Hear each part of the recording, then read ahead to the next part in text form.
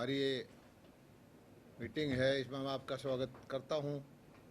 आज हमारे भारतीय जनता पार्टी के संस्थापक दीनदयाल जी उपाध्याय जी का जयंती भी है। सारे देश के अंदर उसको हम मना रहे हैं। मैं उनको नमन करता हूं कि जिस पौधे की उन्होंने नींव रखी थी, आज वो वट वृक्ष बन के भारतीय जनता पार्टी के रूप में सेवा कर रहा है। आज की मीटिंग के दो मुख्य उद्देश्य हैं, किसान आंदोलन और बड़ौदा उपचुनाव। सबसे पहले तो मैं बड़ौदा उपचुनाव के बारे में कुछ जानकारियां देना चाहता हूं। बड़ौदा उपचुनाव का मैं प्रदेश का प्रभारी हूं। हमारी भारतीय जनता पार्टी ने मुझे नियुक्त किया था और कई गांव में मैं गया हूं। कई बार मैंने क्षेत्र का भ्रमण किया है। एक बार मुख्यमंत्री जी भी गए हैं, हमारे प्रदेश अध्यक्ष जी भी गए हैं और भारतीय जनता पार्टी के और या हमारे सहयोगी हैं, जैसे चेयरमैन साहब हैं सोमवीर जी सांगवान, ये भी गए हैं, शमशेर खरकड़ा जी भी गए हैं और बहुत सारे नेता। जनता की भावनाओं को जानना, जनता की आकांक्षाओं को, अपेक्षाओं को समझना और वहाँ की समस्याओं को समझकर उसका समाधान करने का जो वक्त था वो हमने कोशिश की है। और मैं आपको जानकारी देना चाहता हूँ कि बड़ौदा के अंदर, और मुख्यमंत्री जी का धन्यवाद देना चाहता हूँ, इतने प्रोजेक्ट मंजूर किए हैं जो पहले 50 साल में बड़ौदा में कभी नहीं हुए। इसमें बिजली विभाग की तरफ से लगभग 40 करोड़ रुपए की योजनाएं की मंजूरी मिली है। 6 33 केवी के सब स्टेशन, 7 अलग से ऑगमेंटेशन के 235 ट्रांसफार्मर भी दिए। कंडक्टर 219 किलोमीटर में बदला गया। फीडर बाइफर्केशन 23 नंबर का हुआ। किसानों का हिताश इलाका है और हमारे समझ में आ गया कि दुर्भाग्य से जल भराव की समस्या भी वही है, दुर्भाग्य से पीने के पानी की समस्या भी वही है। एक तरफ से फसल के लिए, खेती करने के लिए जल भराव होता रहता है, ड्रेन वहाँ से बड़ी निकलती है, किसान अपनी फसल नहीं बो पाता। एक तरफ है उन्हीं गाँव में जहाँ जल भराव है, पीने का पानी नहीं था। तो मुख्यमंत्री जी ने बड़े दिल खोल करके जन स्वास्थ्य विभाग द्वारा 100 करोड़ 37 लाख रुपए के मंजूर कर दिए। काम मंजूर करके, टेक्निकल सैंक्शन दे के, एडमिनिस्ट्रेटिव अप्रूवल दे के टेंडर कर चुके हैं। सिर्फ और पार्टियां पत्थर लगाने में रुचि रखती है, हमारे यहाँ मौके पे काम शुरू हो गया है। इसमें 8 नए कैनाल बेस्ड वाटर वर्क्स हैं। छिछड़ाना, बड़ौदा, निजामपुर, राणाखेड़ी, मबतन, सिकंदरपुर माजरा, रामगढ़ व मारा है। ये इस इलाके के पीने के पानी की सारी समस्या वो दूर हो जाएगी। और पंचायत विभाग के गली के काम थे, एससी चौपाल के काम थे, बैकवर्ड चौपाल के काम थे, शमशान घाट के रास्ते के काम थे, गऊ घाट बनवाने के काम थे, तालाब को रिटेनिंग वाल बनाने के काम थे। 65 करोड़ रुपए मंजूर करके विभाग ने नीचे भेज दिए। ये जो मैं आज घोषणा कर चुका हूँ, मैं आपको पिछले महीने का लेखा जोखा देने जा रहा हूँ, क्योंकि बड़ौदा का चुनाव हो सकता है कि संभावित है कि आज घोषणा ही हो जाए। तो हमने वहाँ 65 करोड़ रुपए सरपंचों के खाते में, बीडीओ के खाते में भिजवा दिए हैं। मार्केटिंग बोर्ड द्वारा लगभग 12 करोड़ रुपए की राशि 31 किलोमीटर की नई सड़कों के निर्माण के लिए दे दिया। उनका तो मैं कल, क्योंकि मैं महकमे का वजीर हूँ, मैंने शिलान्यास कर दिया उनका। 13 करोड़ रुपए की राशि से 27 सड़कें रिपेयर की थी, उसका भी काम शुरू हो गया है, जिनकी लंबाई 85 किलोमीटर है। पीडब्ल्यूडी की 41 करोड़ रुपए की 45 सड़कें, उनका भी टेंडर होके काम अलॉटमेंट हो चुका है, काम शुरू होने जा रहा है। तो इस तरह से बड़ौदा में कुल मिला के लगभग 56 के आसपास ही गांव हैं। तो हमने 45 सड़क ये और 27 सड़क एक और 31 सड़क एक, हर गांव में लगभग एक दो सड़क है, सब पे काम शुरू करवा दिया है। दूसरी, वहाँ पर मंडियों की संख्या परचेज के लोगों ने कि बाजरे की परचेज शुरू होनी चाहिए, उसके लिए जितनी मांग की हमने उतनी मंडियाँ वहाँ पर मंजूर करा दी। एक जल भराव के लिए ड्रेन की गहराई से खुदाई करना, पानी निकाल के जो किसान की खेती के लिए वो जमीन उपलब्ध कराना, उसकी योजना भी जल सिंचाई विभाग द्वारा बनाई जा रही है। इस बार जो है हमें आशंका है कि इस इलाके के अंदर 1121 धान बोया जाता है, जिसकी परचेज नहीं होती थी। मुख्यमंत्री जी ने आदेश दे दिए हैं कि 1121 धान की भी मंडी में परचेज होगी। 1 तारीख से हम ये परचेज शुरू करा देंगे। इस इलाके के किसानों को मुख्य समस्या ये क्या है, धान का इलाका है, तो एक एफेड के द्वारा मुख्यमंत्री जी ने मंजूरी दे दी है।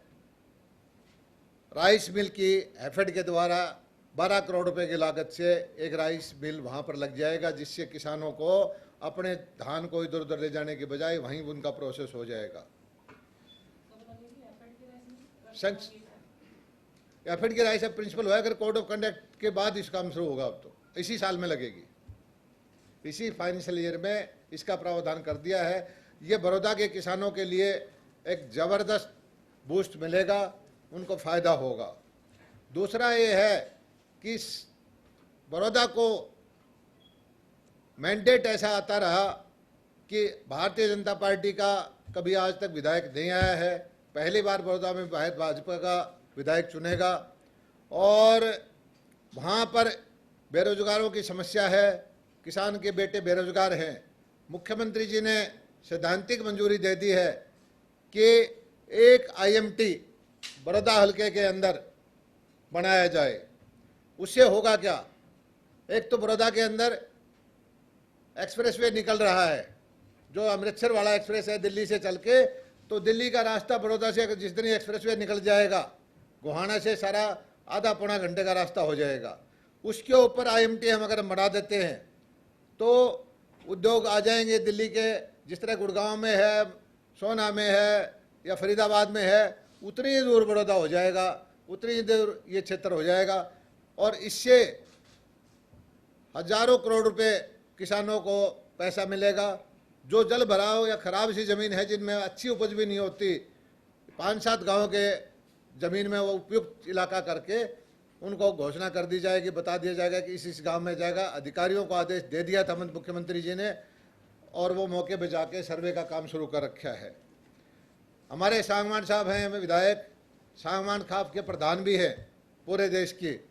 ये उस इलाके के अंदर गए, वहाँ पर एक एजुकेशनल इंस्टीट्यूट है, जनता कॉलेज, जो बहुत पुरानी है।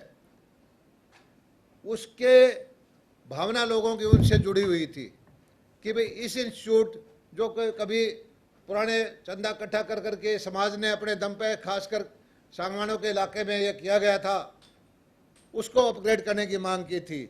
मुख्यमंत्री जी से मेरी बात हुई है और उन्होंने कहा है कि लोगों की जन भावना के अनुरूप अगर यहाँ पर यूनिवर्सिटी बनने का इंफ्रास्ट्रक्चर तैयार करके और जनता कॉलेज को एक यूनिवर्सिटी में बदल दिया जाए।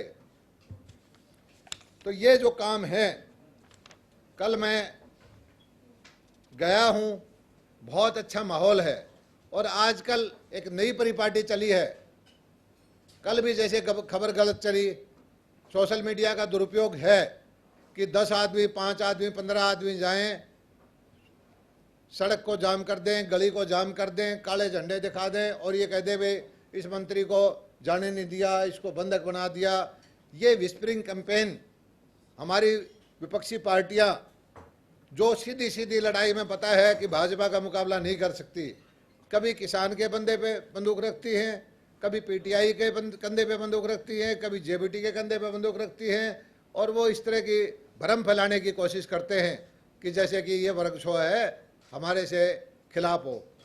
इन मैं कांग्रेसी भाइयों को एक चीज़ बता देना चाहता हूँ, अभी 2 बार लोकसभा का चुनाव हो चुका है, 2 बार हरियाणा में विधानसभा का चुनाव हो चुका है।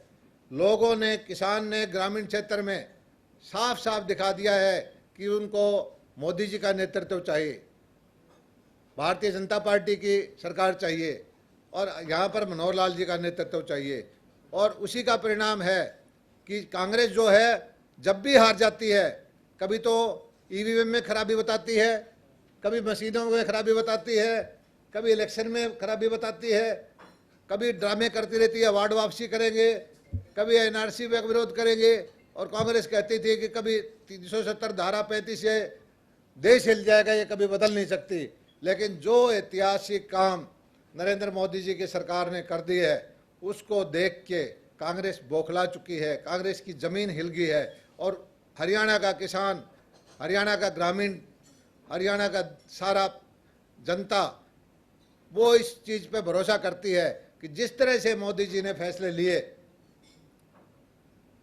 तो एक फैसला उसका अभी प्रक्रिया जारी है किसानों की आमदनी दोगुनी करने का। मोदी जी ने अब इसमें कदम बढ़ाने शुरू किए।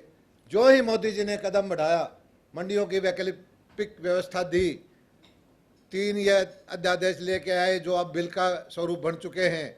ये 100% किसान हितैषी हैं और हरियाणा का किसान जो है इसका समर्थन करता है। कुछ बिचौलिए, कुछ कांग्रेस हितैषी, कुछ कांग्रेस के वर्कर या विपक्षी पार्टियों के नेता, उनको एक समस्या आ गई है कि मोदी जी ने किसान की आमदनी दोगुनी कर दी तो उनको राजनीति अगले 15-20 साल के लिए ख़त्म हो जाएगी। इसी चिंता से ग्रस्त होकर वो भ्रम फैलाने की कोशिश करते रहे हैं। और लेकिन मैं हरियाणा का किसान का धन्यवाद अदा करता हूं कि वो मुख्यतः बहुमत का किसान अपने खेतों में अपनी फसल की कटाई में व्यस्त है। धान की कटाई चल रही है, कपास की चुगाई चल रही है, बाजरे की निकालने का काम चल रहा है, मूंग की कटाई चल रही है। किसान को फुर्सत नहीं है सड़कों पे आने पे, लेकिन जिन लोगों को फुर्सत में कर दिया जनता ने, उन कांग्रेसियों को फुर्सत है। वो अपने किसान का भेष बदल के और अपने बिचौलियों को साथ लेकर वो सड़कों पे बैठ रहे हैं। मैं उनको आगाह कर देता हूं कि हरियाणा का किसान, हरियाणा का नागरिक स्वाभिमानी है।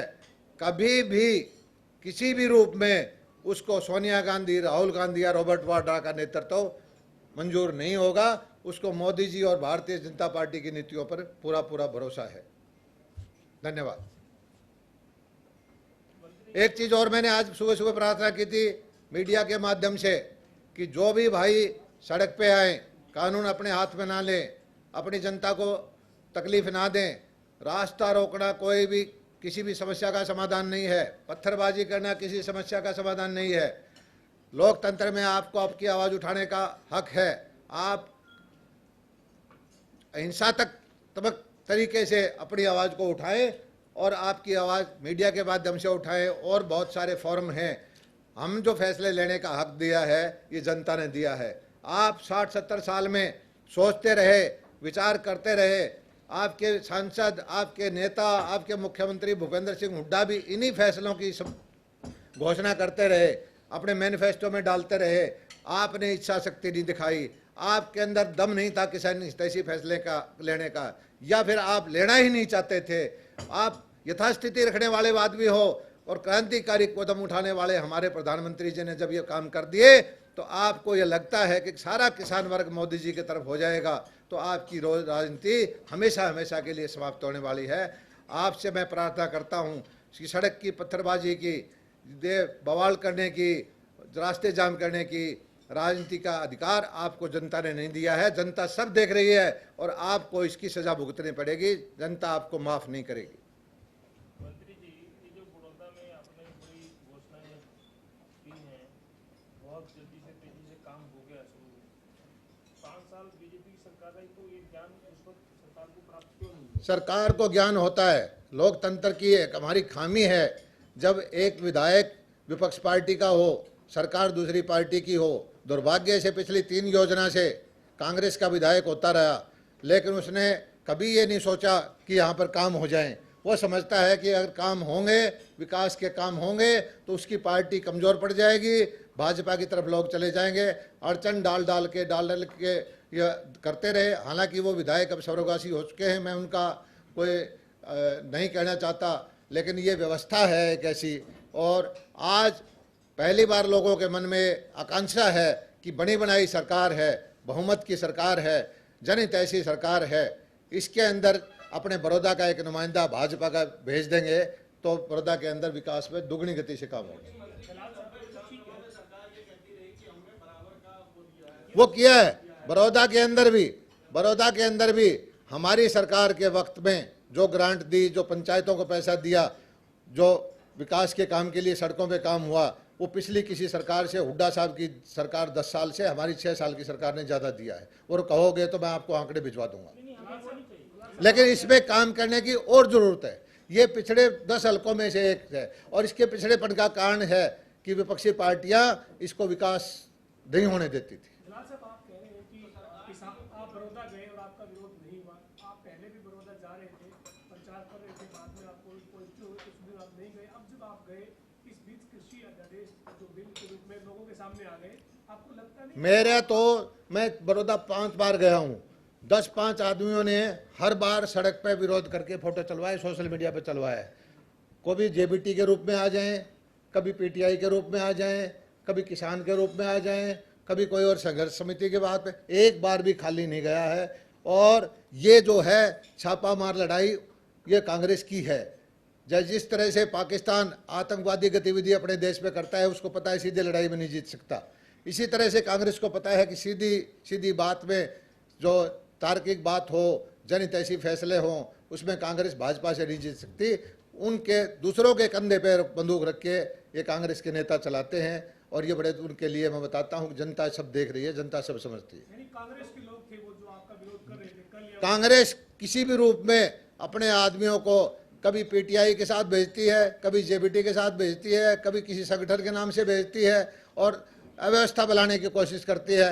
और वो ये दिखाना चाहते हैं सोशल मीडिया में कि लोग जो है हमारे अगेंस्ट है, लेकिन धरातल पे स्थिति बिल्कुल इससे उल्टी है।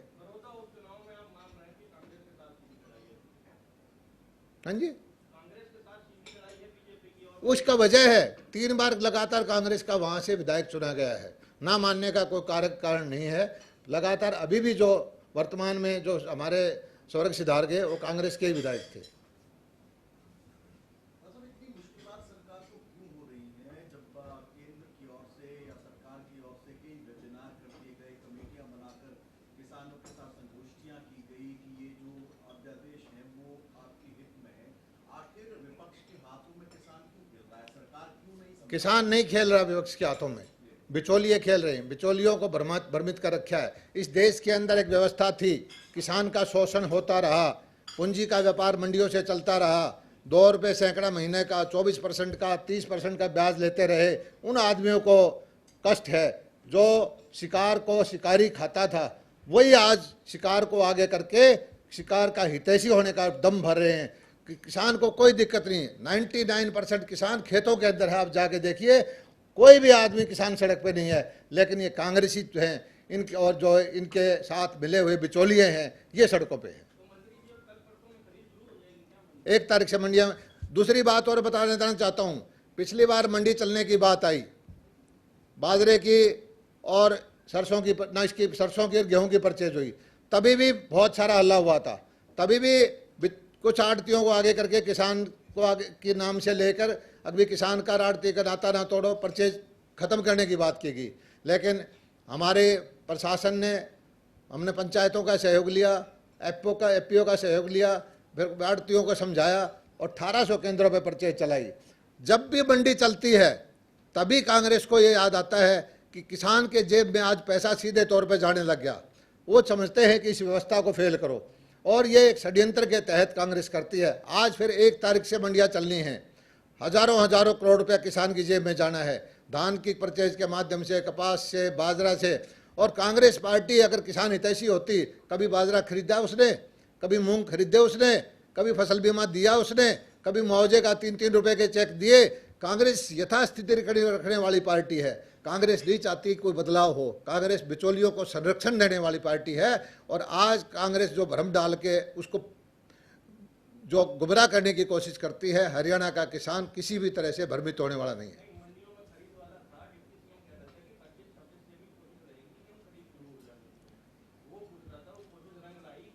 नहीं, उसमें मैं फूड एंड सप्लाई परचेज करता है, मुझे सही इसकी जानकारी भी नहीं है। मैंने इच्छा की थी कि 15 तारीख से परचेज शुरू करो।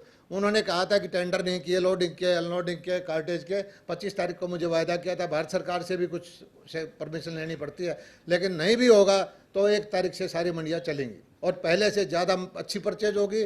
जो किसान चाहेगा कि उसको सीधा पैसा मिले, उसके खाते में हम सीधा पैसा देंगे। हमारी लड़ाई ये है किसान को बिचौलियों के चंगुल से निकालना, किसान को सीधी पेमेंट देना, किसान को आर्थिक आज़ादी देना, किसान को मजबूत बनाना।